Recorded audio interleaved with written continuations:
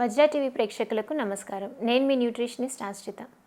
అయితే ఇవాళ మనకి చాలా బర్నింగ్ టాపిక్ ఏంటి అంటే బర్డ్ ఫ్లూ. సో, చికెన్‌కి బర్డ్ ఫ్లూ వచ్చింది. సో, చికెన్ కన్జ్యూమ్ చేయొచ్చా? ఎగ్ కన్జ్యూమ్ చేయొచ్చా? ఎలాంటి ఎగ్స్ తీసుకోవాలి? ఇలాంటి క్వెషన్స్ చాలామందికి ఉంటాయి. అయితే ఈ బర్డ్ ఫ్లూ అన్నది ఎలా అంటే it's a bacterial viral infection for the bird. So, మనం పౌల్ట్రీ ఫార్మ్స్‌లో ఎక్కువ క్రౌడెడ్‌గా పౌల్ట్రీని పెంచుతున్నట్టయితే ఒకదాని నుంచి ఒకటికి సోకే అవకాశం ఉంది కాబట్టి డెఫినెట్గా ఇది కంటేజియస్.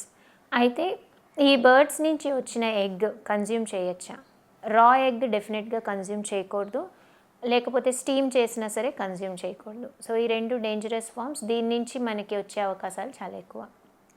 అయితే జనరల్గా ఎగ్ కన్జ్యూమ్ చేసినప్పుడు బాయిల్ చేస్తాం కాబట్టి అది మంచిగా హార్డ్ బాయిల్డ్ ఎగ్స్ అయితే పర్వాలేదు. ఒకసారి బాయిలింగ్ చేస్తే మనకి అందులో ఉండే బ్యాక్టీరియల్ కంటెంట్ ఏముండదు.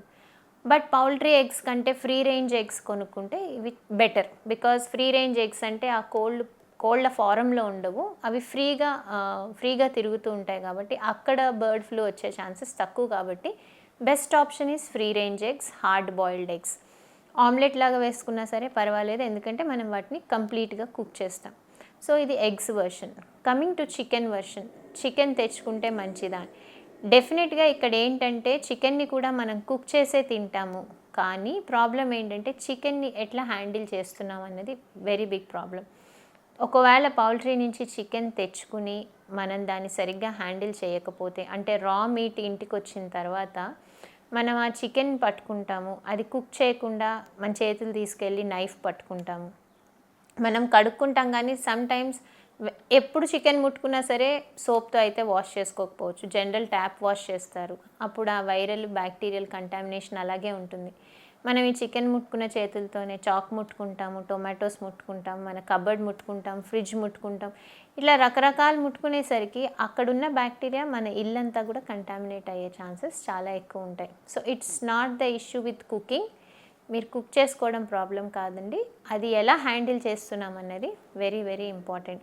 The same thing happens with slaughter house. అంటే మీరు చికెన్ తెచ్చుకున్న ప్లేస్లో కూడా రకరకాల చికెన్ ఉంటాయి, అందులో దేనికి బర్డ్ ఫ్లూ ఉందో వీ నెవర్ నో. అండ్ వాళ్ళు హ్యాండిలింగ్ ఎలా చేస్తున్నారు, స్లాటర్ హౌస్ వాళ్ళు ఎట్లా హ్యాండిల్ చేస్తున్నారు అన్నది కూడా చాలా చాలా ఇంపార్టెంట్. అక్కడ కూడా కంటామినేషన్ అయ్యే ఛాన్సెస్ 100% ఉంటాయి.